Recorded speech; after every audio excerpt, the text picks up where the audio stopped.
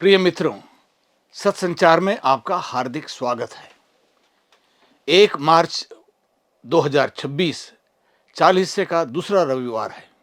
आज का सुसमाचार संत मत्ती के सुसमाचार से लिया गया है। अध्याय 17 वाक्य 1 से 9।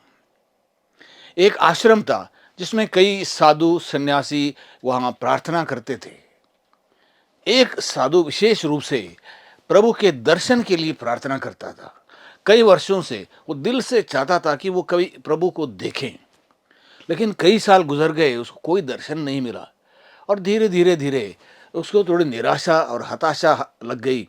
और वो सोच रहा था कि अभी ये प्रार्थना, ऐसी प्रार्थना करने से कोई अर्थ नहीं है। और एकाएक एक दिन मंदिर में जब वो प्रार्थना कर रहा था, उसे प्रभु दिखाई दिए।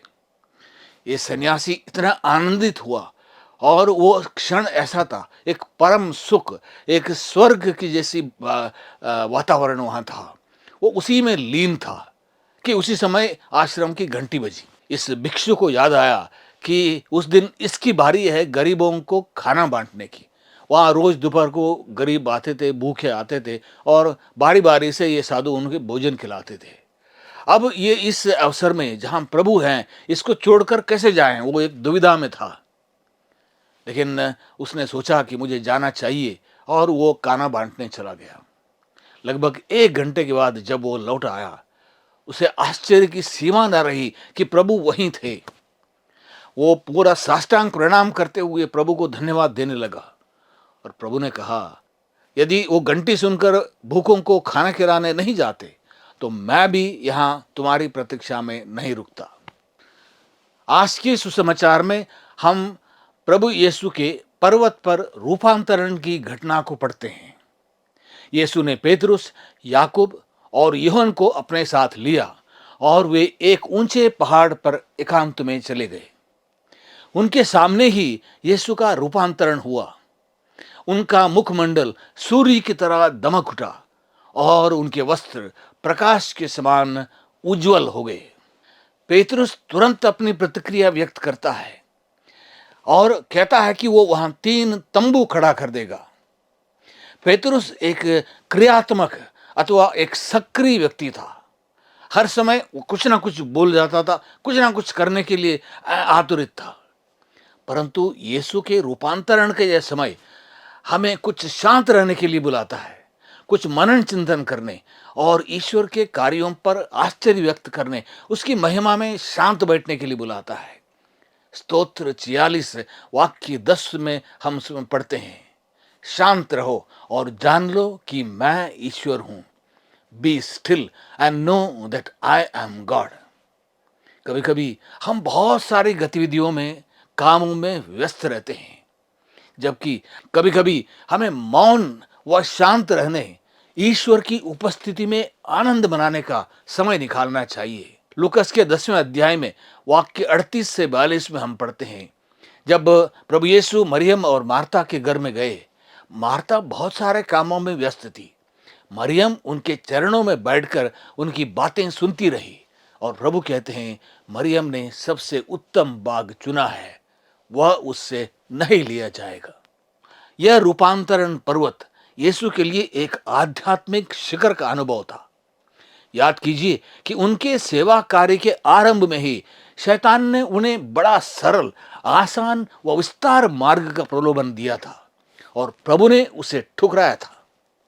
अब यीशु के सेवा कार्य का लगभग आधा समय बीत चुका है और वे जानते थे कि उन्हें जल्दी ही यरूशलेम जाना है। और इस घड़ी पेतरुस यीशु को क्रूस से अलग ले जाने का प्रयास करता है। इस महत्वपूर्ण क्षण में सबसे महान नबी एलियस और इज़राइल को नियम शास्त्र देने वाले मूसा का समर्थन उन्हें प्राप्त होता है। वे यीशु से यरूशलेम में होने वाली उनकी मृत्यु के विषय में बातें कर रहे थे। सबसे बढ़कर प्रिय मित्रों, उन्हें स्वयं उनके स्वर्गीय पिता, अपने उनके ईश्वर का समर्थन और सहारा मिल जाता है। और ये वाणी वहां प्रकट होती है, यह मेरा प्रिय पुत्र है, इस पर मैं अत्यंत प्रसन्न हूं, इसकी सुनो। पर्वत पर रूपांतरण का यह अनुभव यीशु को क्रूस के मार्ग पर आगे बढ़ने के लिए सामर्थ्य, प्रेरणा और ऊर्जा प्रदान करता है। इस घटना के 6 दिन पहले जब यीशु ने अपने क्रूस और मृत्यु के विषय में बातें की, तब उनके शिष्य उनकी बातें समझ नहीं पाए थे।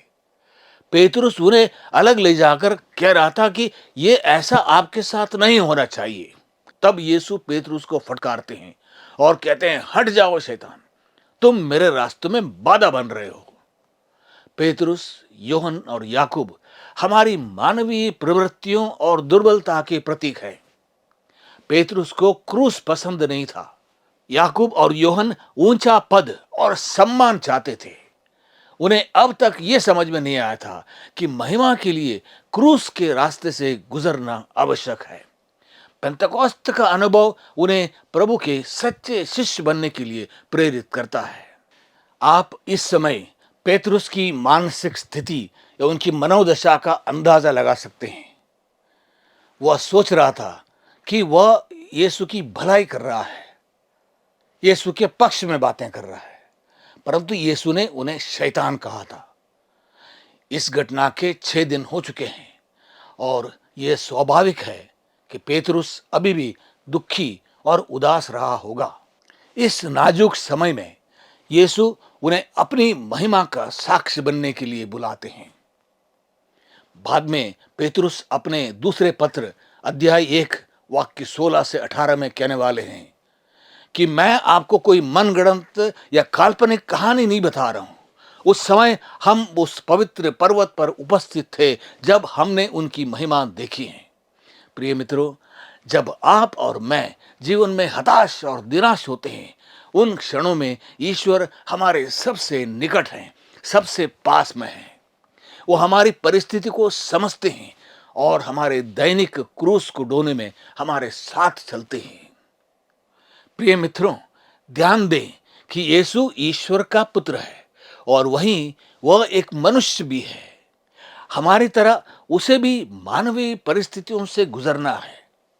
अपनी दुर्बलताओं में सामर्थ्य, प्रेरणा, ऊर्जा पाने के लिए वे एकांत स्थानों में चले जाते हैं, अपने पिता के साथ जुड़ने का प्रयास करते हैं। हमें भी जीवन की व्यस्ततम क्षणों के बीच एकांत में प्रभु का सामर्थ्य और कृपा पाने के लिए समय ढूंढना जरूरी है। किंतु प्रभु पहाड़ की उस आनंदमय अनुभव की स्थिति में नहीं ठहरते हैं। वो पहाड़ से नीचे उतरते हैं, अपने सेवा कार्य में लग जाते हैं। प्रार्थना, यूकरिस्त, साधना, आराधना में हमें प्रभु की कृपा के लिए तरसते हुए समय बिताना जरूरी है।